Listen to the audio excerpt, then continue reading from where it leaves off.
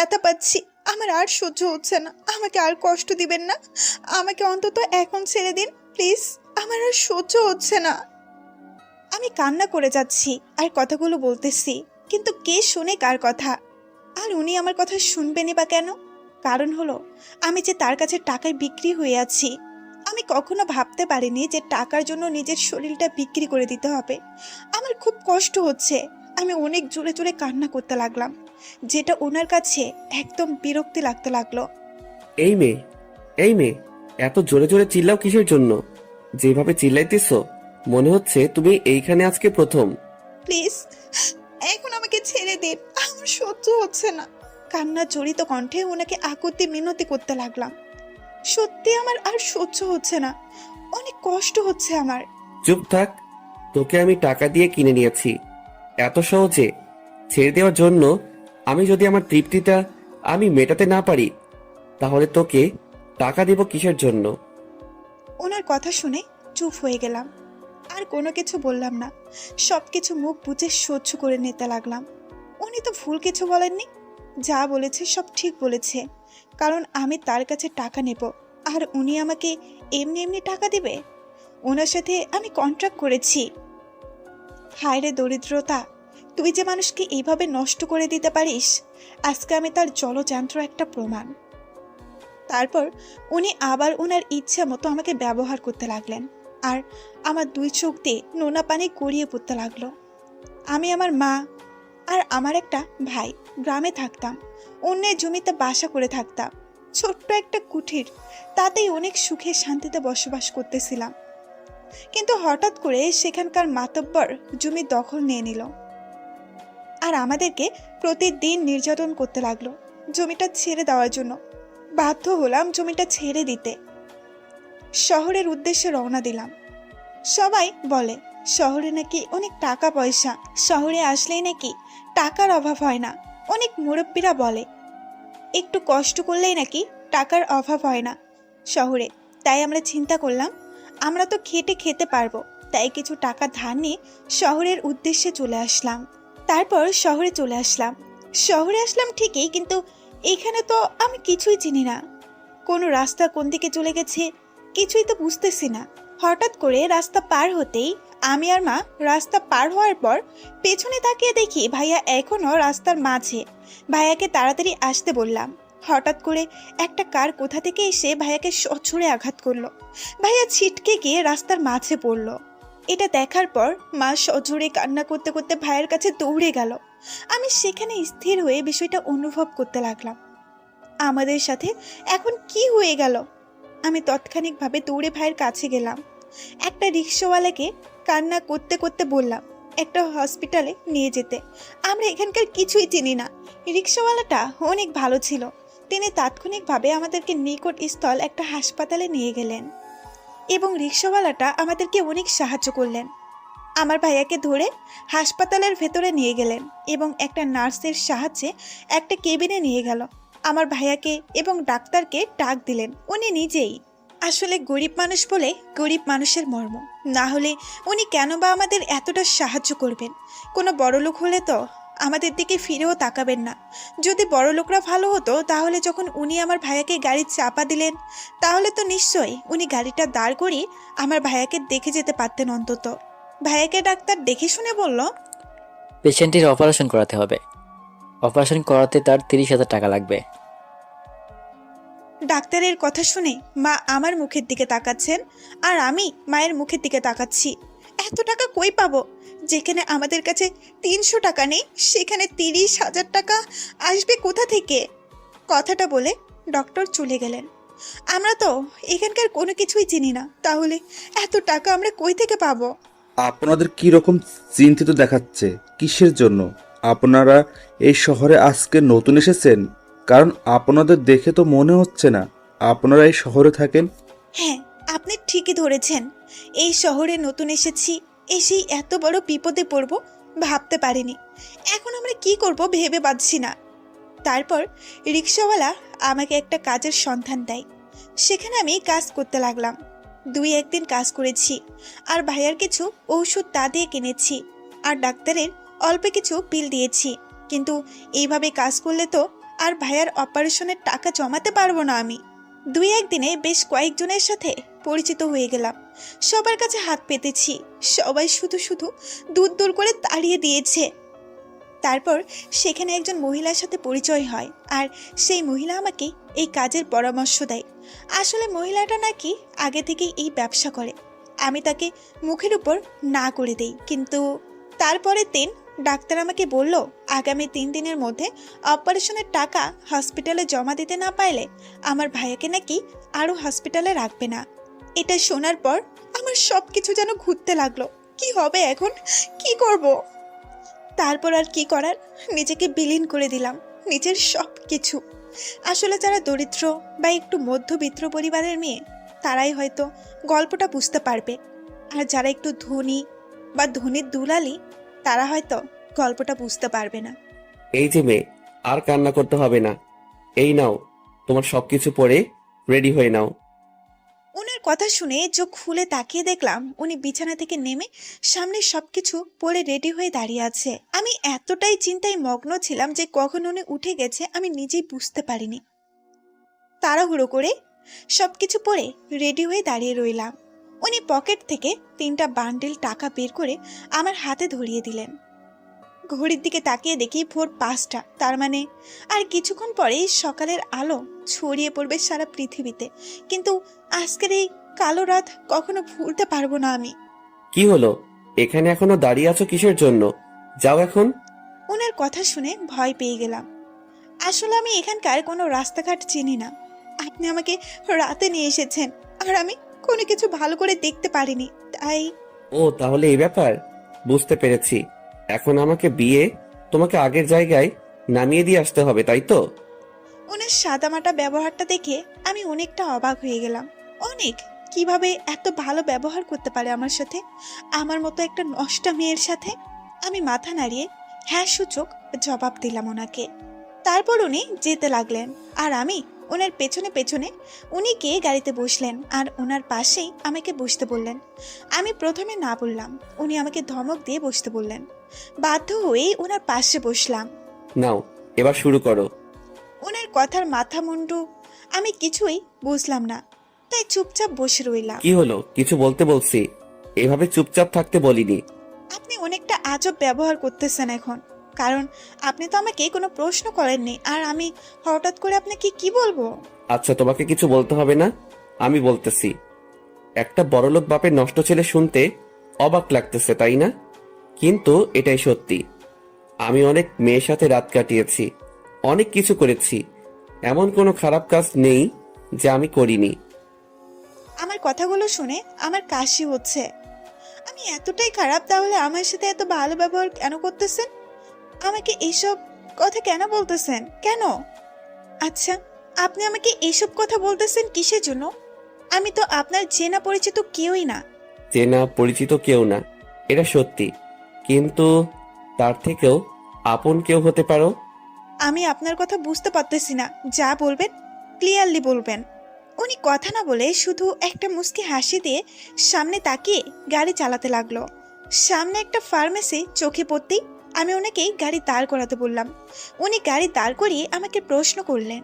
হঠাৎ করে আবার আপনার কি হলো যে? হঠাৎ করে উনি চুপ হয়ে গেলেন।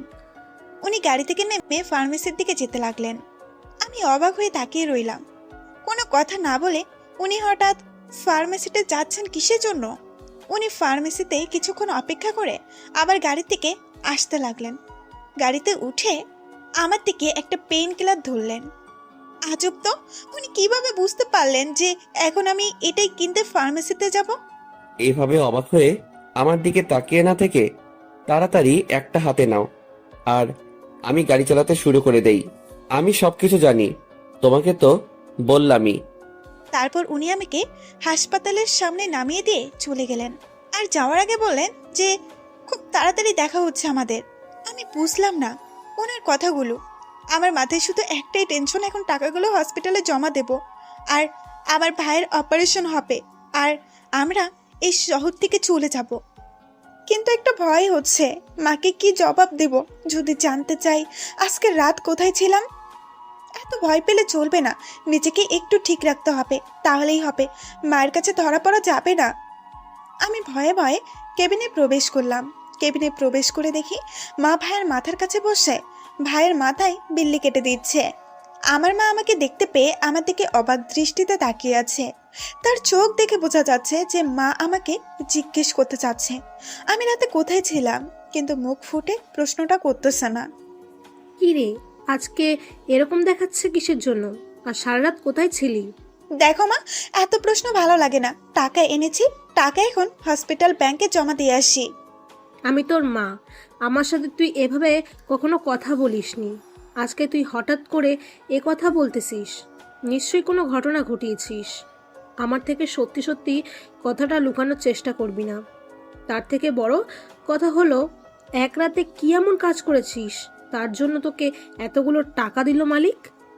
আগে ভাইয়ের অপারেশনের টাকাটা জমা দেই, ভাই সুস্থ হলে আস্তে আস্তে সব কিছু তোমাকে বলে দিব। তুমি তোমার মেয়েকে ভরসা করো, তাই না? আমি জানি তুমি আমাকে ভরসা করো, কিন্তু হঠাৎ করেই তাতে ফাটল ধরলে চলবে না। কথাটা বলে কোনো মতে মায়ের ওখান থেকে চলে আসলাম। এসে একটা রুটি খেয়ে ব্যথার ওষুধটা খেয়ে নিলাম। কিছুক্ষণ রেস্ট করার পর ডাক্তারের সাথে কথা বলে ব্যাংকে টাকা জমা দিয়ে দিলাম। কালকের রাতে আমার ভাইয়ের অপারেশন হবে। মায়ের সাথে দেখা করে আমরা যেখানে বর্তমান থাকি সেই বাসাটাই গেলাম। কি মেয়ে, কত টাকা দিল তোর, আমাকে কিছু দিবি না? ওনার কথা শুনে ওনার মুখের দিকে অবাক দৃষ্টিতে তাকালাম। উনি আমার কাছ থেকে কিসের টাকা চাচ্ছে? আপনি আমার কাছ থেকে কিসের টাকা চাচ্ছেন? আমি তো আপনার কাছ থেকে কোনো টাকা ধার নিইনি। আমি যে তোকে ঠিকানা দিলাম আর তুই আমাকে তার জন্য টাকা দিবি না? দেখুন, আমি জানতাম না যে আপনাকে টাকা দিতে হয়, আর আমি এর জন্য খুবই দুঃখিত। কারণ আমাকে ছাড়া আর একটা টাকাও নেই। আমার ভাইয়ের পেছনে সব টাকা খরচ হয়ে গেছে, ক্ষমা করে দিবেন। কথাটা বলে ওখান থেকে চোখের পানি মুছে চলে আসলাম। এখন থেকে তো স্বাভাবিক আমার উপর যে কেউ আঙুল তুলতে পারবে এই বিষয় নিয়ে। তাই এইসব কথা ধরে থাকলে হয়তো কিছু করা সম্ভব না। তার থেকে এইসব কথা এড়িয়ে চলাই আমার জন্য হয়তো মঙ্গলজনক হবে। যদি আমি এইসব কথা ধরতে চাই তাহলে হয়তো আমার জীবনটা শেষ হয়ে যাবে। আমি জেনে শুনে এই পথে পা বাড়িয়েছি। বাসার ভেতর প্রবেশ করে বাসার সব কিছু কাজ করে হসপিটালে উদ্দেশ্যে রওনা দিলাম। রাস্তার এক সাইড দিয়ে হেঁটে যাচ্ছি, হঠাৎ করে অজানা কণ্ঠ থেকে আমার নামটা শুনতে পেলাম। আমি অবাক, কারণ এখানে তো আমাকে কেউ চেনে না বা আমার নাম জানে না, তাহলে কে আমাকে ডাকতে পারে? তাই একটু বিষম খেয়ে পিছনে ঘুরে তাকালাম। তাকিয়ে কাউকে দেখতে পেলাম না, চেনা পরিচিত। তাই আবার উল্টো হয়ে হাঁটা শুরু করলাম হসপিটালের উদ্দেশ্যে। আবার শুনতে পেলাম সেই অচেনা কণ্ঠটা আমার নাম ধরে ডাকতেছে। দাঁড়িয়ে গেলাম। এতক্ষণ থেকে যে গলা ফাটিয়ে চিল্লাচ্ছি, তোমার নামটা ধরে ডাকতেছি, শুনেও না শোনার ভান ধরে হেঁটে যাওয়ার কারণ কি? ঝাঁঝালো কণ্ঠে কথাটা শুনে একটু ভয় পেয়ে গিয়েছিলাম। পরে ভালোভাবে তাকিয়ে দেখলাম রাতের সেই লোকটা। আমি তো তার নাম জানি না। আপনি যে এইভাবে আমাকে ধমকাচ্ছেন, আমি কি আপনাকে চিনি বা আপনার কণ্ঠটা চিনি না? আপনি হঠাৎ করে আমার নাম ধরে ডাকলেন, আর আমি কিভাবে জানবো যে শুধু এখানে এই নামটা আমার জন্য আর কারণেই? হয়েছে, আর ফাপড়বাজি করতে হবে না। এখন কোথায় যাচ্ছেন? আর এই অবেলায় বাসা থেকে বের হওয়ার কারণ কি? আপনার মতো তো আর আমি বড়লোকের দুলালি না যে আমাকে বাসায় থাকতে হবে। একসময় দরিদ্রর সম্মুখীন হওয়ার একটা মানুষ। আমি আপনাকে যে কোনো সময় বাসার বাইরে বের হতেই হয়, সেটা দিন বা রাত। কত চাপাবাজি তো ভালোই শিখছেন। এখন আমার প্রশ্নের উত্তর দেন, কোথায় যাওয়া হচ্ছে? এখন আমি হসপিটালে যাচ্ছি। হসপিটালে যাচ্ছেন মানে? হসপিটালে কি আপনার? যদি অন্য কোনো একদিন দেখা হয় তাহলে বলবো। আজকে আমার সময় নেই, এখন আমাকে যেতে হবে। আমার তো কোনো সমস্যা নেই, আমি আপনার সাথে যাচ্ছি আর আপনার গল্প শুনতেছি। বলেন, আপনি বলতে থাকেন, আমি শুনতেছি। আপনি কি পাগল হয়ে গেলেন নাকি? আপনি কেন আমার সাথে যাবেন, তাও আবার হসপিটালে? আমার যখন যা ইচ্ছে হয় আমি তাই করি, আমার কোনো সমস্যা নেই। আপনার কোনো সমস্যা আছে? হ্যাঁ, আমার অনেক সমস্যা আছে। আপনাকে আমার সাথে যাওয়া যাবে না। আমি এখন একাই যাব, আর আপনি আপনার বাসায় যান। তাহলে তো আর কোনো কথাই চলবে না। এখন আমি আপনার সাথে যাচ্ছি, এটাই ফাইনাল। আমি যেটা একবার বলি সেটা করে তারপর সেখান থেকে চলে যাই। তো এখন আমাকে আপনার সাথে নিতেই হবে, যতই সমস্যা হোক আপনার। এই কেমন ঝামেলায় পড়লাম রে বাবা। এই ছেলের বুঝতেছি না এখন কি করব। যদি এখন ওনাকে আমার সাথে নিয়ে যাই তাহলে তো মা নানা ধরনের প্রশ্ন করবে। কি করব এখন আমি? আপনি একটু বোঝার চেষ্টা করেন। এখন আপনাকে আমার সাথে যোগাযোগ হয় না। আপনি এত অবাক হচ্ছেন কিসের জন্য বুঝতেছি না। একটু বোঝার চেষ্টা করুন। একবার বলেছি যাব, তো এত কথা হচ্ছে কিসের জন্য? আমি যাব তো যাব। কথাটা বলে অনেক ডেবিন ইসমাইল দিতে লাগলেন, আর যেটা আমার কাছে একদম বিরক্ত লাগতেছে। অনেক অসহ্য একটা হাসি। আপনার এই বিরক্তকর দাঁতগুলো আর কখনো আমার সামনে মেলে ধরবেন না। তাহলে তো এখন থেকে এটা দাঁতগুলো বেশি বেশি বের করব, কারণ যার যেটা বিরক্তিকর আমি সেটাই বেশি করি। বুঝতে পারতেছেন? এখন থেকে আমার ঝামেলা আপনাকে কতটা সহ্য করতে হবে। ওয়েট ওয়েট, একটা কথা আমি বুঝতে পারলাম না। এখন থেকে আপনার অসহ্যকর দাঁতগুলো আমাকে রেগুলার দেখতে হবে? তার কারণ কি? আপনার সাথে তো আজকের পর থেকে আর আমার কখনো দেখাই হবে না। তাহলে আপনার দাঁতগুলো আমাকে রেগুলার দেখতে হবে কিসের জন্য? খুব দুঃখের সাথে বলতে হচ্ছে যে আপনার সাথে আমার রেগুলার দেখা হবে। ইম্পসিবল, এটা কোনোভাবেই সম্ভব না। আমি চাচ্ছি না আপনার সাথে আর আমার দ্বিতীয়বার দেখা হোক। এই তো ভুল কথা বললো তুমি, কারণ এটা আমাদের দ্বিতীয়বার দেখা। তৃতীয়বার দেখা আমাদের হবেই, কারণ তুমি দ্বিতীয়বার দেখার কথা বলেছো, আর দ্বিতীয়বার দেখা তো হয়েই গেল। কথাটা বলে সেই 32 পাটি দাঁত বের করে খিলখিল করে হাসতে লাগলেন, যেটা আমার কাছে একদম বিরক্ত লাগতেছে। ওনার সাথে আর কোনো কথা না বলে রাগ দেখিয়ে যেতে লাগলাম, আর উনি আমার পেছনে গান গাইতে গাইতে হাসতে হাসতে আসতে লাগলেন। এই যে মেয়ে, এইভাবে কি হেঁটে হেঁটে হসপিটালে যাওয়া যায়? একটা রিক্সা নিলে কেমন হয়? আমি যাবো রিক্সায়, তাও আবার আপনার সাথে? হ্যাঁ, এটা ভাবতে পারলেন কিভাবে আপনি? না, ভাবতে পাওয়ার কি আছে? সারা রাত তো আমার সাথে থেকেছিলেন, তাই না? এখন রিক্সা যাওয়া এটা তো স্বাভাবিক, এতে আবার ভাবার কি আছে? আপনার সাথে রাতের পর থেকে সম্পর্ক শেষ হয়েছে। আমি আপনার কাছে টাকার বিনিময়ে আমার দেহ দিয়েছিলাম। আপনি টাকার বিনিময়ে সেটা ভোগ করেছেন। এখন আপনার সাথে আমার আর কোনো লেনদেন আছে? আপাতত কোনো লেনদেন নেই, কিন্তু একটু পর হবে, সমস্যা নাই। যে কোনো একটা বিনিময় লেনদেন করে নেব। ওনার সাথে কথা বলতে বলতে রাস্তার মাঝখানে চলে এসেছিলাম। হঠাৎ করে একটা গাড়ি এসে আমাকে ধাক্কা দিতে ধরেও দিল না। গাড়িওয়ালা কয়েকটা কথা শুনে গাড়ি নিয়ে চলে গেলেন। দেখুন, আপনার এরকম বাজে ব্যবহার আমার আর সহ্য হচ্ছে না। রাস্তার লোকগুলো তো আমাদের দিকে বাজে দৃষ্টিতে তাকিয়ে আছে, তার উপর আপনার প্যারা। এখন তো আমি মারাই যাব। মারা গেলে তো যেটা, আমার কোনো সমস্যা নেই। যতক্ষণ বেঁচে আছো আমার অত্যাচার সহ্য করতেই হবে। আমি ওনার সাথে আর কোনো রকম তর্ক করলাম না। ঘাত তারা লোকের সাথে তর্ক করতে নেই, তা উনি আমার পিছু ছাড়ছে না, আমার পেছনে পেছনে আসতেছে। আমি দৌড়ে গিয়ে যে কোথাও লুকাবো সেটার কোনো স্কোপ নেই এখানে। মুখ বুঝে ওনার ইফটিজনগুলো সহ্য করতেই হচ্ছে আমাকে। আমার মনে শুধু একটাই ভয়, মা যদি দেখে ফেলে তাহলে কি হবে। শেষ পর্যন্ত হসপিটালের কাছে চলে আসলাম। হসপিটালের কাছে চলে এসে পেছনে ফিরে দেখি উনি উধাও। হাঁপ ছেড়ে বাঁচলাম।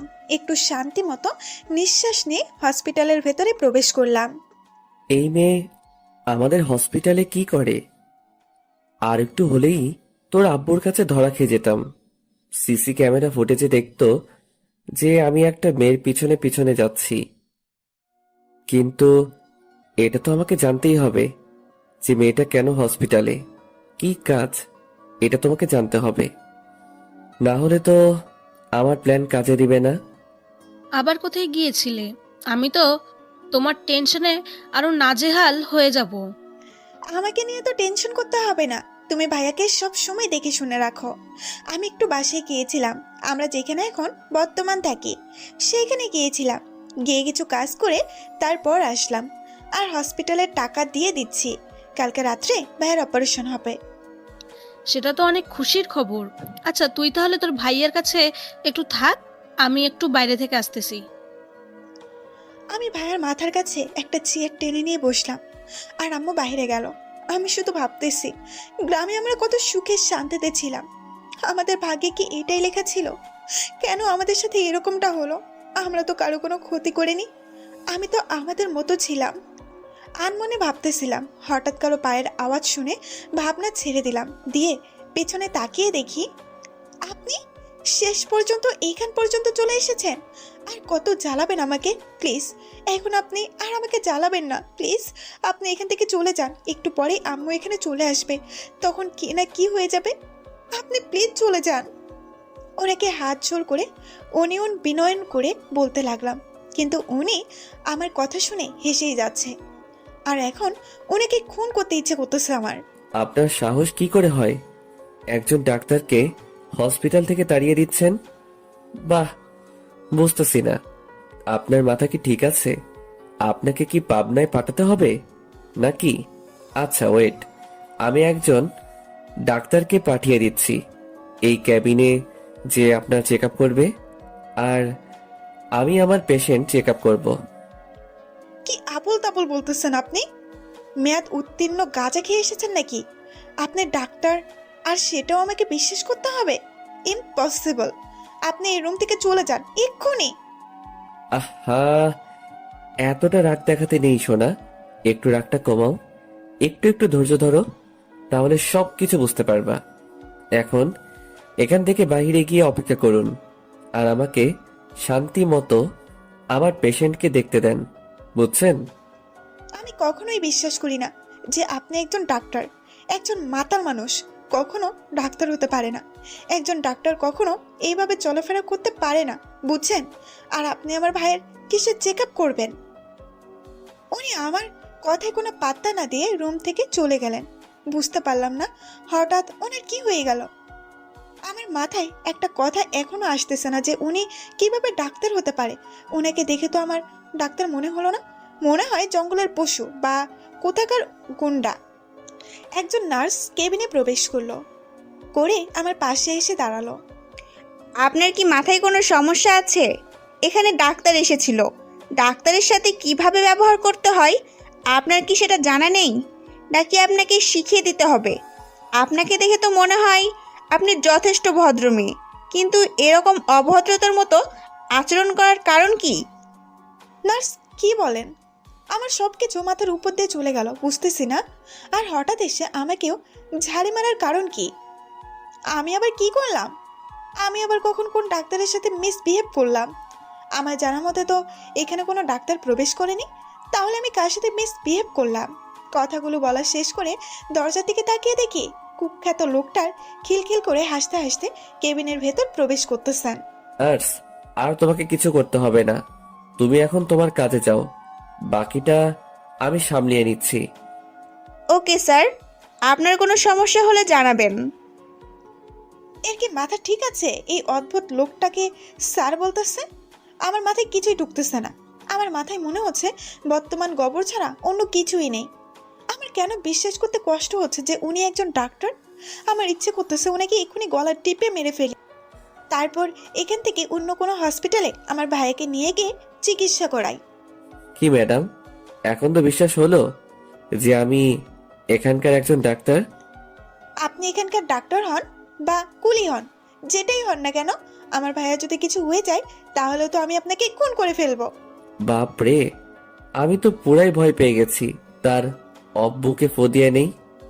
এই যে মিস্টার বজ্জাত, আপনার দাঁতগুলো আমার সামনে বের করবেন না, এটা আমি আপনাকে আগেই বলে দিয়েছিলাম।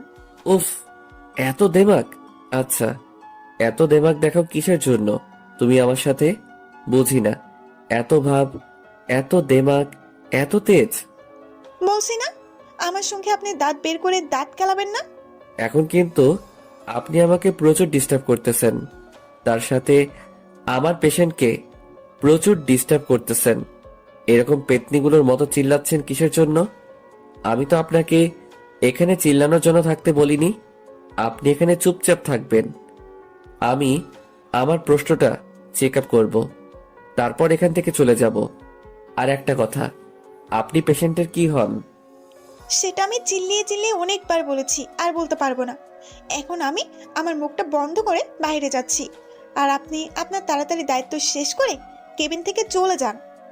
কথাটা বলে ওখান থেকে মানুষকে রাগ দেখিয়ে বাইরে চলে আসলাম। এই লোকটা নিজেকে কি ভাবে, আর এই লোকটা আমার পেছনে পড়ে আছে কিসের জন্য? তিনি তো অনেক ধন সম্পদ এর মালিক, তাহলে প্রতিদিন রাত্রে আমার থেকেও ভালো ভালো মেয়েকে ডিজার্ভ করতে পারে, তাহলে আমার সাথে কি চাই? এই মেয়েটাকে এত ভালো লাগে কেন? যতই দেখি ততই ভালো লাগে। তার সাথে তার কিউট রাগ আর তার মুখের কিউটনেস হেব্বি। মেয়েটার ভাগ্য খারাপ যে আমার মতো একটা বজ্জাত ছেলে তার পিছনে পড়ে গেছে। এখন তার লাইফটা সুন্দর থাকবে না, কিন্তু আমার লাইফ অনেক সুন্দর থাকবে তোমার জন্য সুন্দরী, কিউটের ডিব্বা, রাগী রাজকন্যা। কি রে মা, তুই এখানে বাইরে বসে আছিস কিসের জন্য?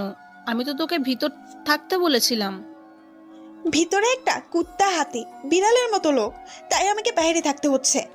কিসব আবোল তাবোল কথাবার্তা বলতেছিস তুই? মাথা ঠিক আছে তোর? উল্টাপাল্টা কথা বলতেছিস। তোর আমি এসব কি ব্যবহার করতেছি মায়ের সাথে? আসলে মা ভেতরে ডাক্তার ভাইয়ের চেক আপ করতেছে, তো তাই তিনি বলল আমাকে বাইরে অপেক্ষা করতে, তাই আমি বাইরে অপেক্ষা করতেছি। ও আচ্ছা, তাই বল। কিন্তু তুই একটু আগে যেটা বললি আমি তো ভয় পেয়ে গিয়েছিলাম।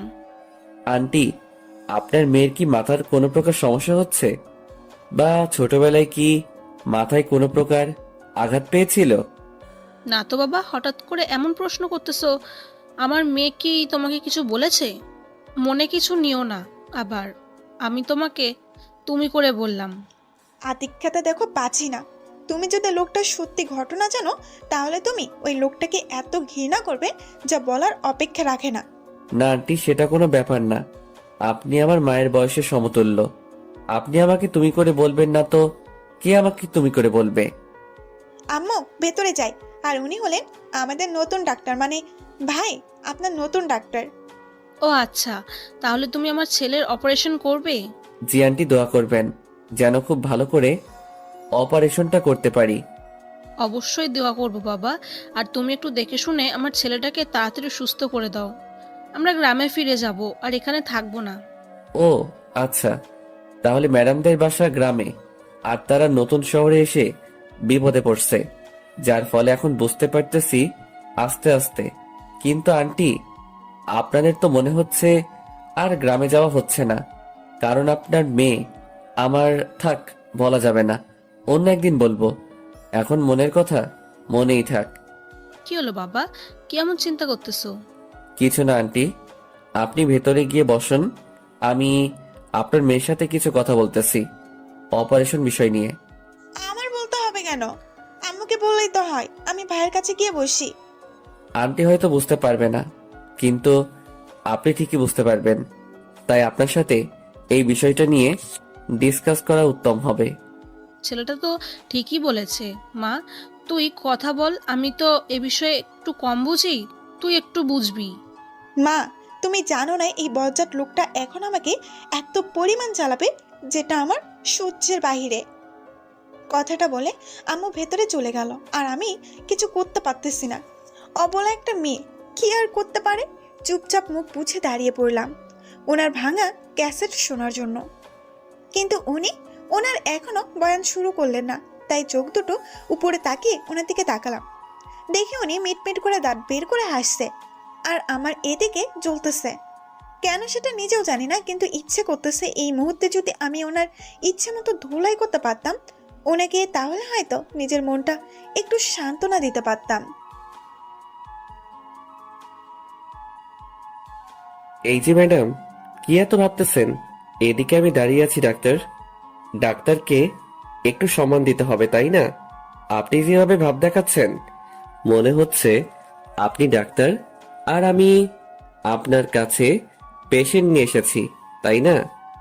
আপনি এইভাবে গায়ে পড়ে ঝগড়া করতে কি খুব পছন্দ করেন নাকি? আচ্ছা, অনেক হয়েছে, এখন চলুন আমার সাথে, একটু লং ড্রাইভে যাবে। আপনার কি মাথা ঠিক আছে? আপনি কি এরকম আজাইরা কথা বলার জন্য আমাকে এখানে আটকে রেখেছেন? আপনার মতো তো আর আমার টাকা পয়সা নেই যে যখন যেখানে খুশি চলে যাব। আর আপনার মতো আজাইরা সময় নষ্ট করার মতো মানুষ আমি না। আপনার অনেক টাকা, আপনি চাইলে অন্য কোনো মেয়েকে নিয়ে যেতে পারেন সাথে, তাদেরকে নিয়ে যান। আমাকে আমার মতো থাকতে দেন, আমার পিছু ছেড়ে দেন। আরে সোনা, এইভাবে বলেই কি আমি তোমার পিছু ছেড়ে দেব? কি মনে করো আমাকে? আমি বুঝতেছি না আপনি কেন আমার সাথে এরকম ব্যবহার করতেছেন। আমি যদি আপনার কোনো ক্ষতি করে থাকি তাহলে আমি খুবই দুঃখিত। আর আপনার যদি আমার উপর কোনো রাগ বা কোনো কিছু থেকে থাকে বলে দেন, আমি যথেষ্ট চেষ্টা করব সেটা সমস্যার সমাধান করার, কিন্তু তারপরেও আপনি আমার পিছু ছেড়ে দেন। অসহ্য করে হাসি নিয়ে আমার সামনে আর কখনোই আসবেন না।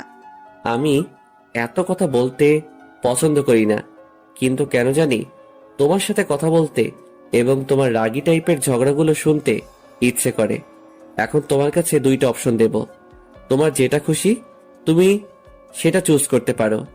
প্রথম অপশন, যদি আমার সাথে লং ড্রাইভে যাও তাহলে তোমার ভাইয়ের অপারেশন আমি ভালো মতো করব। আর যদি না যাও তাহলে আমি আজকে একটা মেয়ের সাথে বাকিটা তো বুঝতেই পারছো কি করব। এখন তোমার হাতেই সবকিছু, কি করবে কি না করবে। কথাটা বলে ওনার 32 পাটির দাঁত বের করে হাসতে লাগলো। আর যেটা আমার একদম অসহ্য। কি আর করার, যত তাড়াতাড়ি আমার ভাইয়া এখান থেকে সুস্থ হয়ে উঠবে তত তাড়াতাড়ি আমরা নিষ্ঠুর শহর ছেড়ে গ্রামে চলে যেতে পারবো। তার জন্য তো আমাকে একটু স্যাক্রিফাইস করতে হবে। আর যদি না করি, এই লোককে বিশ্বাস নেই কখন কি করবে। আর হসপিটাল থেকে যেহেতু ওনাকে দায়িত্ব দেওয়া হয়েছে, সেহেতু উনি ছাড়া আমার ভাইয়ের অপারেশনের জন্য অন্য কোনো ডাক্তার করবে না। তাই বাধ্যতামূলক ওনার কন্ডিশনে আমাকে রাজি হতেই হলো। আচ্ছা চলুন, কিন্তু বেশিক্ষণ না, আমাকে খুব তাড়াতাড়ি এখানে নিয়ে আসতে হবে। আরে সোনা, আমি জানি তুমি রাজি না হয়ে থাকতে পারবে না, কারণ তুমি আমাকে সামথিং সামথিং। তবে কি জানো, মেয়েরা একটু ন্যাকামি না করলে তাদের পেটের ভাত হজম হয় না। আমি সেটা ভালো করেই জানি। আমি আপনার সাথে যাব ঠিক আছে, কিন্তু আপনার মুখটা সবসময় বন্ধ করে রাখতে হবে, না হলে কিন্তু। আচ্ছা মহারানী, এত রাগ কি করে যে সারাটা জীবন এত রাগ কন্ট্রোল করে থাকবো বুঝতেছি না। আপনার ইচ্ছেগুলো কখনো পূরণ হচ্ছে না মিস্টার। সেটা আমি পরে দেখে নেব। এখন আপাতত যেটাতে রাজি হয়েছো চলো সেটাকে পূরণ করে আসি, বাকিটা পরে দেখা যাবে। কি হবে কি হবে না সময় বলে দেবে কি হবে আর কি হবে না। তারপর ওনার সাথে গেলাম লং ড্রাইভে। উনি গ্যারেজ থেকে গাড়ি নিয়ে আসলেন, আমি গাড়িতে উঠে বসলাম। উনি চলতে থাকলেন। আমি শহরের অলি গলি রাস্তাঘাট কিছুই চিনি না। উনি আমাকে নিয়ে যাচ্ছে আর আমি বাইরের দৃশ্যগুলো দেখতেছি। কেউ কারোর জন্য অপেক্ষা করে না এখানে, সবাই তাদের নিজস্ব গতিতে চলতেছে। পেছনে কি হয়ে যাচ্ছে, আশেপাশে কি হচ্ছে তাকানোর সময় নেই, শুধু সবাই টাকার পেছনে ছুটছে। গাড়িটা শহর থেকে একটু দূরে চলে আসলো। নিরিবিলি পরিবেশে উনি কাশবনের সাইডে রাস্তার গাড়ি দাঁড় করালেন। উনি গাড়ি থেকে নেমে এদিকে এসে দরজা খুলে দিলেন আর আমাকে নামতে বললেন। এটা আমাকে কোথায় নিয়ে আসলেন? আর এটা শহর থেকে অনেক দূরে, আমাদের তো যাইতে যাইতে রাত হয়ে যাবে। এটা আমার সব থেকে প্রিয় একটা জায়গা। আমার মন যদি কখনো খারাপ থাকে বা আমি যখন খুব আনন্দে থাকি তখন এই জায়গাতে আসি। তার মানে আজকে আপনার মন খারাপ? আর আপনার মন খারাপ, তাও আমাকে আপনার সাথে আনার কি দরকার ছিল? আপনি একলা আসলেই তো পারতেন। আরে ভাই, আরে ইয়ার, তোকে যে কি করে বোঝাবো। দেখ কাকে কি বলতেছি। হয়েছে, এখন আমাকে কি করতে হবে সেটাই বলুন। এখানে একটু পর কাজী আসবে, আর তারপর তোমার আর আমার বিয়ে হবে, তারপর বাসর হবে, তারপর এখান থেকে চলে যাব। আপনার মাথা ঠিক আছে? কি আবল তাবল কথা বলতেছেন? আমাকে এক্ষুনি এখান থেকে নিয়ে চলুন। এত সহজে বললেই তো আর নিয়ে যাওয়া যায় না। আমরা এখানে এসেছি ঘুরতে, তারপর আর একটু আগে যেটা বললাম সেটা একদিন না একদিন হবে, আজকে না হলেও। ওনার ভাবভঙ্গি দেখে আমি ভয় পেয়ে গিয়েছিলাম, কিন্তু একটু পর ওনার ভাবভঙ্গি নিমেষেই পাল্টিয়ে নিল। এই মানুষটিকে বোঝা বড় দায় হয়ে যাবে যে কারো পক্ষে, কারণ কখন কি বলে বসে সেটা নিজেও জানে না মনে হয়। কিন্তু একটা কথা ঠিক, যদি এই ছেলে কখনো অভিনয় করে তাহলে পাক্কা অভিনেতা হতে পারবে। এখন আমার হাতে হাত রেখে পায়ে পা মিলিয়ে আমার সাথে হাঁটতে থাকবে, আর আমি ফিল করতে থাকবো। আমি কি আপনার বিয়ে করার বউ যে যেটা আপনি বলবেন আমাকে সেটাই মানতে হবে? এটা কোনোভাবেই সম্ভব না, ইম্পসিবল। আমি কখনো এটা পারবো না। দূরে থাকুন আমার থেকে 100 ফিট। তোমার কি চোখ চিলে নিয়ে গেছে? আমার চোখ যদি চিলে নিয়ে যেত তাহলে আমি অনেক খুশি হতাম। আপনার মতো রাক্ষসীকে দেখতাম না দু চোখ দিয়ে। আচ্ছা, আমি যেসব কথা বলি সব কিছু তুমি নেগেটিভ মাইন্ডেড নাও কিসের জন্য? সামনে একটু চোখ তুলে তাকালে দেখতে পারবো এখানে সবাই কাপল, কেউ সিঙ্গেল না। সো আমাদের কেউ তো কাপলের মতো ভাবভঙ্গি ধরতে হবে। আমি এরকমটা করতে পারবো না। করতে না চাইলেও করতে হবে, বাধ্যতামূলক। আপনি কেন বুঝতেছেন না? আর আপনি কেন আমার উপর জোর জবরদস্তি করতেছেন? আমি তো এর থেকেও খারাপ, এখনো তো কোনো কিছু শুরু করলাম না, তাতেই এই অবস্থা। আপনার খারাপ আপনার কাছে, আর আমার ভালো আমার কাছে। আমাকে আমার মতো চলতে দেন। আপনি আপনার মতো চলুন। আপনার লং ড্রাইভ এর ইচ্ছা আমি পূরণ করে দিয়েছি। না, এখনো ইচ্ছেটা পূরণ হয়নি। এখন তুমি আমার হাতে হাত রেখে আমার পায়ের সাথে পা মিলিয়ে এই সৌন্দর্য উপভোগ করব, তারপর এখান থেকে ফেলবো। আর তারপর যে তোমার ভাইয়ার সুন্দর মস্তিষ্কে একটা অপারেশন করব, এবং তারপর তারপর আমার ভাই সুস্থ হবে আর আমরা এরকম ব্যস্ত শহর ছেড়ে আমাদের শান্তশিষ্ট গ্রামেই ফিরে যাব। আর যেখানে গিয়ে কারো বাসায় কাজ করে খেলেও আমাদের কোনো সমস্যা হবে না, কিন্তু আমাদের টাকা পয়সা চাই না, আমাদের একটু শান্তি হলেই চলবে। আবল তাবল কথা বাদ দেওয়ার আমার সাথে আসো, তারপর দেখো সুন্দর সময়টা কি সুন্দর দেখাবে। এই জায়গাটা আর একটু ভিতরে যাইতে হবে, তার জন্য চলো। কথাটা বলে উনি আমার হাত ধরে টানতে টানতে নিয়ে যেতে লাগলেন, আর কোনো কথা বলার সুযোগ দিলেন না।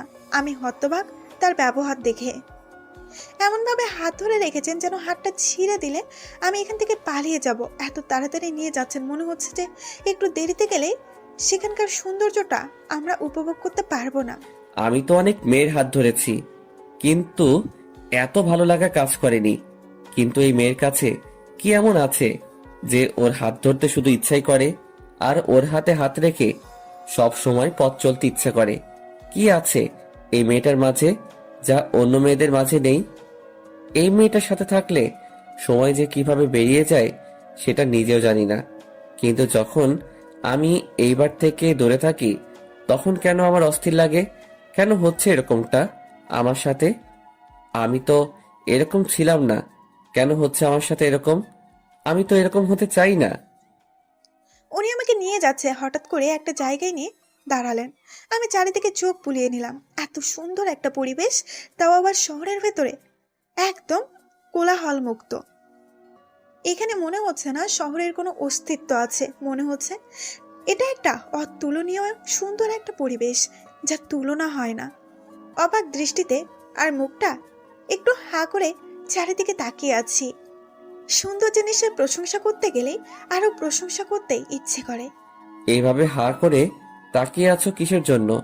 মাত্র তো শুরু, আরো সৌন্দর্যটা বাড়বে কিছুক্ষণ পর। এখানে বসো। কথাটা বলে উনি দুর্বা ঘাসের উপরে বসে পড়লেন। আমি ওইখানে দাঁড়িয়ে আছি। কি হলো, বসো। আমি বসতেছি না দেখে উনি আমার হাত ধরে টেনে বসিয়ে দিলেন, দিয়ে আমার পায়ের উপর মাথা দিয়ে শুয়ে পড়লেন। আমি ওনার কাণ্ড দেখে অবাক হচ্ছি। কি হচ্ছে এখন? কি করতেছে আর কি করতে চাচ্ছে? আমার মনে শুধু অনেক প্রশ্নই ঘুরপাক খাচ্ছে। তুমি প্রস্তুত তো এখনকার সৌন্দর্য একটা দেখার জন্য? এমন ভাবে বলতেছেন যেন এখানে কোনো বিস্ময়কর ঘটনা ঘটে যাবে, যেটা দেখার জন্য আমাদের প্রস্তুত থাকতে হবে। উনি আমার কথার উত্তর না দিয়ে শুধু একটু মুচকি হাসি দিয়ে সামনের দিকে তাকিয়ে রইলেন।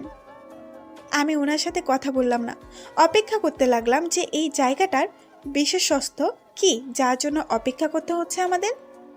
আর কতক্ষণ অপেক্ষা করতে হবে আমাদের এখানে, বলতে পারেন কি? আর বেশিক্ষণ অপেক্ষা করতে হবে না, সূর্য অস্ত যাচ্ছে আর কিছুক্ষণ পরেই।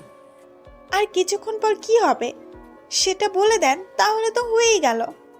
সেটা যদি বলে দেই তাহলে তোমাকে এতক্ষণ এখানে অপেক্ষা করে রাখলাম কিসের জন্য? তাহলে তো তোমাকে রাস্তায় বলে দিতে পারতাম যাইতে যাইতে। ওনার কথার অবশ্যই যুক্তি আছে, আর ওনার কথাগুলো এখন যুক্তির সঙ্গত মনে হচ্ছে, কিন্তু উনি মাঝে মাঝে যে ব্যবহারগুলো করে তাতে মনে হয় না উনি এতটাও ভালো। কিন্তু এখন যে ব্যবহার করতেছে এখন মনে হচ্ছে না ওনার এরকম কোনো চরিত্র আছে। সেখানে উনি ফিলেন, আর এখনকার ওনার ব্যবহার আচরণ দেখে মনে হচ্ছে যে উনি একজন সাধারণ মানুষ। কিন্তু মাঝে মাঝে যেটা করে আমার সাথে মনে হয় না উনি সাধারণ মানুষ। আমার মনে হয় কোনো গুন্ডা মাস্তান বা কোনো একটা খারাপ লোক। এত গভীর মনোযোগ দিয়ে হয়তো আমার কথাই ভাবছো, তাই না?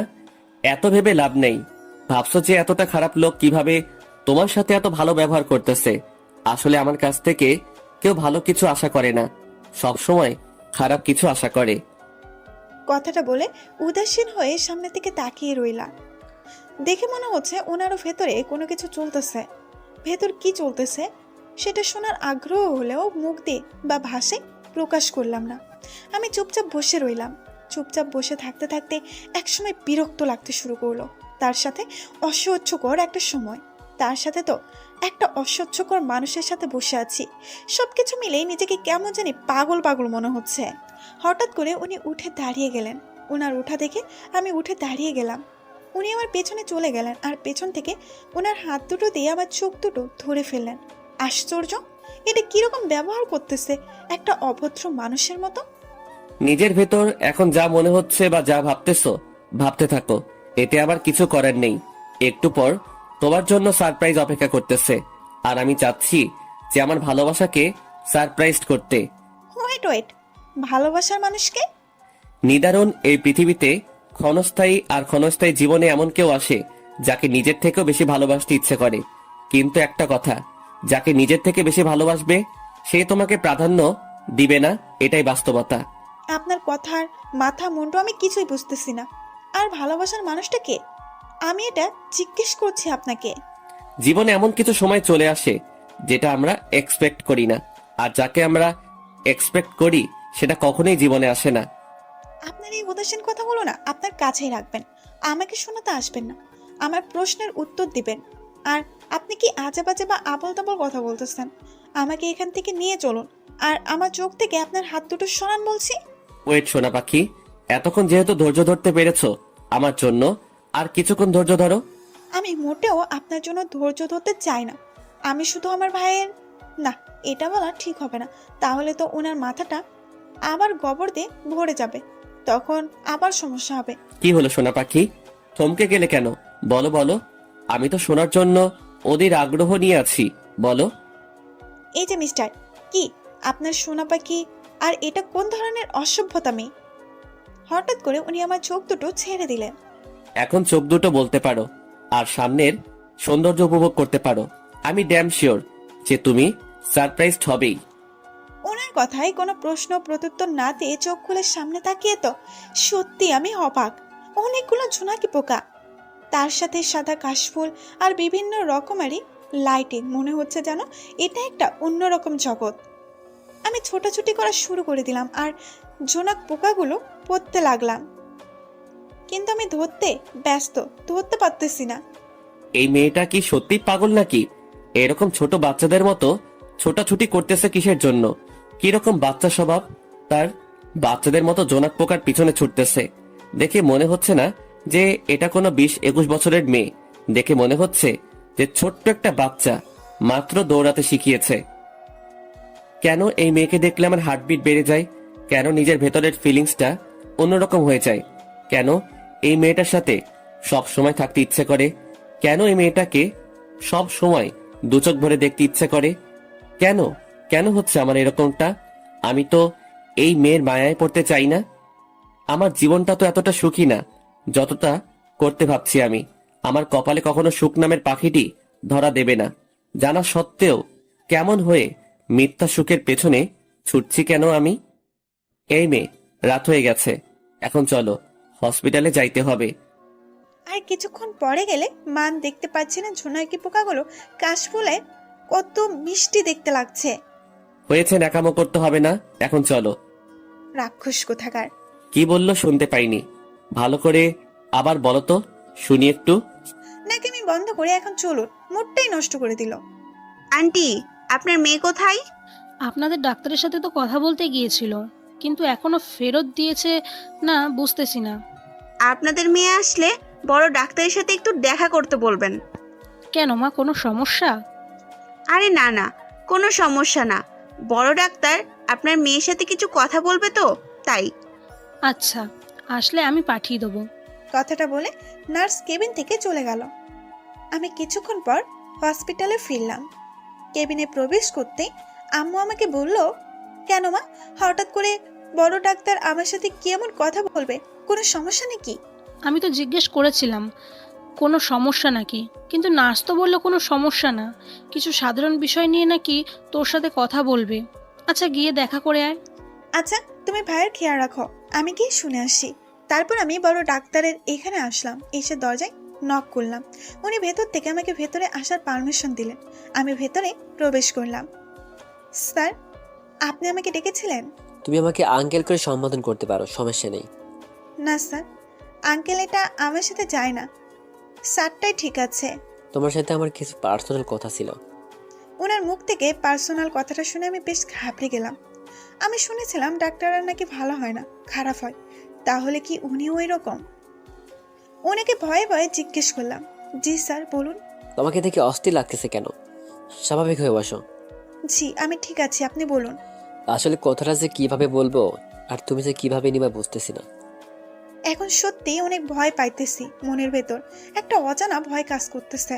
কোনো রকম নোংরামি কথা বলবে না উনি আবার আমার সাথে? হঠাৎ করে দেওয়ালে একটা ছবির উপর চোখ পড়তে অবাক হয়ে গেলাম। এটা কিভাবে সম্ভব হতে পারে? এটা কখনো সম্ভব না। আমি ছবির দিকে ভালো করে তাকালাম যে আসলে কি আমি সত্যি দেখতেছি নাকি স্বপ্ন।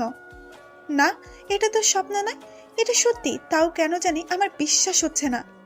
আঙ্কেল, দেওয়ালে ছবি দেখা যাচ্ছে আপনি আর একটা ছেলে। ছেলেটা আপনার কি হয়?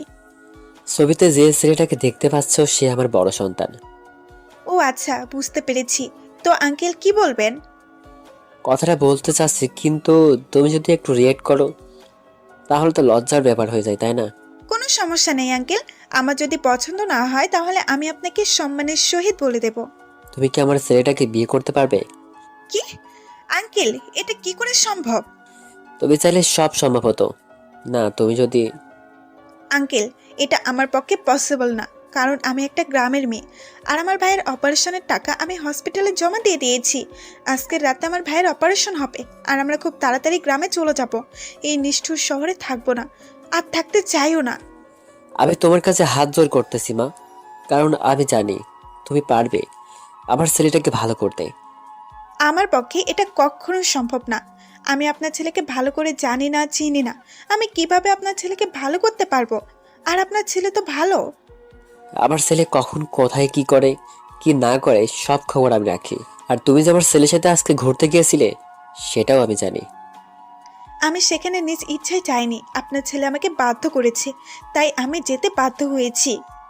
আমি তোমার হাত ধরে বলতেছি, প্লিজ তুমি চাইলে আমার ছেলেটাকে ভালো করতে পারবে, আমি জানি। এটা কি করতেছেন আপনি আঙ্কেল? প্লিজ আমার হাত ছেড়ে দেন। আর এটা আমার পক্ষে পসিবল না। আর আমার যতদূর জানার, আপনার ছেলে তো ভালো। আপনার ছেলে তো কোনো সমস্যা না, তাই না? আর আমি তো কোনো ডাক্তার না যে আপনার ছেলেকে ভালো করব। আমার ছেলেটা মোটেও এরকম ছিল না, অনেক শান্তশিষ্ট ভদ্র নম্র ছিল। এমনিতেই তো ডাক্তার হয়নি, তাই না? হিরো হওয়ার পেছনে একটা লম্বা ঘটনা আছে, সেটা একদিন সময় করে তোমাকে আমি বলবো। আঙ্কেল, আমি করতে পারবো না। আমি আসি। আপনি আমার থেকে ভালো কাউকে আপনার ছেলে পুত্রবধূ করে আনতে পারবেন, আপনাদের লেভেলের। কথাটা বলে আঙ্কেলকে আর কোনো কথা বলার সুযোগ না দিয়ে হন করে বেরিয়ে আসলাম। সোজা ভাইয়ের কেবিনে গেলাম। ভাইয়ার মাথার কাছে বসে পড়লাম। নিজের অজান্তে চোখ বেয়ে পানি গড়িয়ে পড়ল। পাশে তাকিয়ে দেখি আম্মু জায়নামাজে বসে ভাইয়ের জন্য দোয়া করতেছে হয়তো। আমি নিজেও জানি না আমি এত দুর্বল হয়ে যাচ্ছি কিসের জন্য। আর আঙ্কেলের বলা কথাগুলো মাথায় বারবার ঘুরতেছে কেন? ভাইয়া রে, এই শহরটা এতই নিষ্ঠুর আমি আগে জানতাম না। আগে শুধু লোক মুখে শুনতাম যে শহরের মানুষ নাকি ভালো হয় না, কিন্তু এতটা জঘন্যতম হয় সেটা তো জানতাম না রে ভাইয়া। পাইলে তোর হতভাগী বোনটাকে মাফ করে দিস। কিরে মা, তোর চোখের পানি কি হয়েছে তোর? আর ডাক্তার সাহেব কি বললেন যে তুই কান্না করতেছিস? আমার ছেলেটার কিছু হবে না তো? আম্মু, আমার ভাইয়ের কিচ্ছু হবে না। আজকে রাতে অগ্রসর হলে, কোনো মতো সুস্থ হলে আমরা নিষ্ঠুর করে থাকবো না। আমরা গ্রামের ছেলে, গ্রামে গিয়ে প্রয়োজন হলে গাছতলায় আশ্রয় নিয়ে থাকবো, তাও এই নিষ্ঠুর শহরে থাকবো না। তুই একদম ঠিক বলেছিস রে মা। এই শহর আমার বুক থেকে আমার ছেলেকে কেড়ে নিতে চেয়েছিল, আমরা এই শহরে থাকবো না, আমরা চলে যাব গ্রামে। গ্রামে আমরা শান্তিতে থাকতে পারবো। আম্মু আর আমি কথা বলতেছিলাম, হঠাৎ করেই দেখলাম উনি রুমের ভেতরে প্রবেশ করলেন। ওনাকে দেখে বেশ গম্ভীর মনে হচ্ছে, কোনো একটা বিষয় নিয়ে অনেক রাগান্বিত আছে। আপনার সাথে কিছু কথা ছিল একটা বিষয় নিয়ে, একটু বাইরে আসবেন? যদি সমস্যা না হয় তো। কি যে বলো বাবা, আমাদের আবার কি সমস্যা হবে? আচ্ছা বাবা, আমার ছেলেটার অপারেশন হবে কখন? এই তো আন্টি, ভোর রাতে অপারেশন হবে। তারপর আমি বাধ্য মেয়ের মতো রুম থেকে বেরিয়ে আসলাম। আমার পেছন পেছন উনিও বেরিয়ে আসলেন। আম্মু ভাইয়ের কাছে বসে রইল। জি বলুন, কি এমন কথা যে আমাকে বাইরে নিয়ে আসলেন? হাসপাতালের বাইরে যেতে হবে, একটু যাব আর আসবো। আমরা তো একটু আগে বাহির থেকে আসলাম, তাই না? এখন আবার যেতে হবে কিসের জন্য?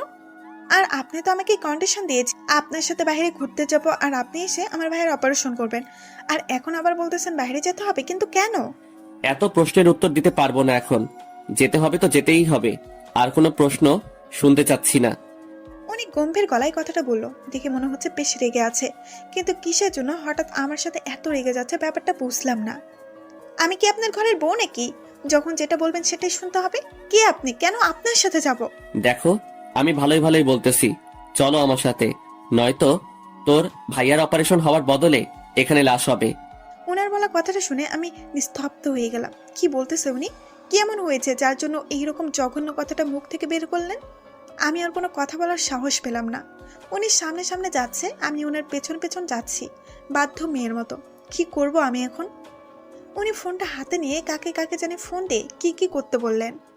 আমি ওনার পাশে গাড়িতে গিয়ে উঠে বসলাম। উনি অনেক জোরে গাড়ি চালাতে লাগলেন। আমি কোনো কথা না বলে নিঃশব্দে কেটে যাচ্ছি। কান্না ছাড়া এখন আর কোনো কিছু করার উপায় নেই। কান্নাই একমাত্র সঙ্গী। হঠাৎ করে গাড়ি থমকে দাঁড়ায়। আমি চারপাশে একটু চোখ বুলিয়ে নিলাম, কিন্তু একটু অন্ধকার অন্ধকার ভাবতো, তাই ভালো করে দেখতে পেলাম না। আর কোথায় নিয়ে এসেছে জায়গাটা আমি ঠিক চিনতে পারছি না। আমি চিনব কি করে? জন্মের পর কি কখনো আগে এসেছে নাকি যে আমি জায়গাটা চিনব? উনি গাড়ি থেকে নেমে এসে আমার হাত ধরে টানতে টানতে একটা বাসার ভেতরে নিয়ে গেল। আজব ব্যাপার, আপনি আমার সাথে এরকম ব্যবহার করতেছেন কিসের জন্য? বলবেন তো আমার ভুলটা কোথায়? কি করেছিস তাই না? কি করেছিস তুই? এটা কিভাবে করতে পারলি? এইভাবে বলতেছেন কেন আপনি? আমি কি করেছি? আমি তো কোনো ভুল করিনি আপনার সাথে। চুপ! এত জোরে চিল্লানি দিচ্ছেন, আমি সহ বাকি সবাই থমথম খেয়ে গেছে। কিন্তু আমি তো রহস্যটা বুঝলাম না, উনাকে এরকম দেখাচ্ছে কেন? একদম অস্থির দেখাচ্ছে। তুই আমার বাবাকে খুন করেছিস কেন? ওনার কথা শুনে রীতিমতো আমি অবাক হচ্ছি। বলছে উনি, ওনার মাথা ঠিক আছে? ওনার বাবাকে আমি খুন করতে যাব কিসের জন্য? আপনার মাথা ঠিক আছে? আমি তো আপনার সাথে আসার কিছুক্ষণ আগে আঙ্কেলের সাথে কথা বলেছিলাম। আপনার বাবাকে আমি খুন করব কিসের জন্য? তাহলে এই ভিডিওটা কি মিথ্যা? এই ভিডিওটা কি মিথ্যা ছিল? ভিডিওটা দেখে আমি রীতিমতো অবাক। এটা কি করে সম্ভব? আমি ওনার সাথে কথা বলতেছিলাম, কিন্তু এখানে তো। আমার বাবা কি এমন বলেছিল যার জন্য তুই আমার বাবাকে খুন করে দিলি? আপনি একটু বোঝার চেষ্টা করুন, সত্যি আমি আপনার বাবাকে খুন করিনি। আপনি একটু বোঝার চেষ্টা করুন প্লিজ। কথাটা বলে কান্না করতে লাগলাম। এটা আমার সাথে কি হচ্ছে? আমি তো ওনাকে খুন করিনি, তাহলে কেন ভিডিওতে দেখাচ্ছে যে আমি ওনাকে খুন করেছি? স্যার, কাজী সাহেব উপস্থিত। এখানে আবার কার বিয়ে হতে যাচ্ছে? এমনিতেই তো এখানে শোকের ছায়া নেমে এসেছে, তার উপরে এখানে আবার কার বিয়ে হতে চলেছে? চল আমার সাথে, তোকে তো আমি এত সহজে ছেড়ে দিতে পারি না। তুই আমার বাবাকে খুন করেছিস, তোকে আমি পুলিশে দিতে পারি, তোর ফাঁসি দিবে সর্বোচ্চ আদালত, কিন্তু আমি তো তাতে তৃপ্তি পাবো না। আমি তোকে তিলে তিলে মারবো। প্লিজ আমাকে বিশ্বাস করো না, আমি সত্যি বলছি, আমি আপনার বাবাকে খুন করিনি। সজোরে কান্না করতে লাগলাম। ওনার পা ধরে কান্না করতেছি, তাও উনি বিশ্বাস করতেছেন না যে আমি ওনার বাবাকে খুন করিনি। আর বিশ্বাস করাবো কিভাবে? ওনার কাছে যে একটা ভিডিও আছে, এটাতে তো দেখাচ্ছে যে আমি খুন করেছি। উনি আমাকে টানতে টানতে কাজের সামনে নিয়ে চলে আসলেন। কাজী সাহেব, বিয়ে পড়ানো শুরু করে দিন। কেউ এইভাবে বিয়ে করে? একটু তো সাজগোছের ব্যাপার আছে বিয়েতে। আমি রং দেখানোর জন্য বিয়ে করতেছি না যে সাজগোজ করতে হবে। আপনাকে বিয়ে পড়াতে বলতেছি, আপনি বিয়ে পড়াবেন। ঝামেলা শেষ। বিয়ে পড়ানো শেষ করে টাকা নিয়ে চলে যাবেন। আমি এসবের আগা মুন্ডু কিছুই বুঝতেছি না। আমার লাইফটা কোথা থেকে কোথায় চলে আসলো, আমি তো কিছুই বুঝতে পারলাম না। আমার লাইফ তো এরকম ছিল না। আমার ভাগ্যটাতে কি এমন লেখা আছে যে এত জ্বালা, এত যন্ত্রণা? জানি না কতদিন বেঁচে থাকতে পারবো। তারপর কাজী সাহেব বিয়ে পড়ানো শুরু করেন। এক পর্যায়ে বিয়ে পড়ানো শেষ করেন খুব দ্রুত গতিতে। কেউ দেখলে বুঝবে না এখানে বিয়ে হচ্ছে, বুঝবে যে এখানে মনে হয় 2-3 জন বসে গল্প করতেছে। বিয়ে পড়ানো শেষ করে কাজী সাহেব টাকা নিয়ে চলে গেলেন সেখান থেকে। আর ওনার বন্ধুগুলো কোথায় কোথায় যেন যেতে শুরু করলেন। আর উনি আমাকে নিয়ে উপরে চলে আসলেন। এবার তোর কাছে এই সবকিছু যদি তুই একটু ছলনাগিরি করিস তাহলে তোর ভাই মরবে। আমি আপনার পা ধরে কসম করলাম, আমি কোনো ছলনা করব না। আপনি আমাকে যা শাস্তি দিবেন আমি তা মেনে নেব, কিন্তু একটা শর্ত মেনে নিতে হবে। আমার আপনাকে। তোর কোনো শর্ত আমি রাখতে পারবো না। আমার যেটা মনে হবে আমি সেটাই করব, বুঝছিস? কথাটা বলে উনি আমাকে ধাক্কা দিয়ে বিছানায় ফেলে দিলেন।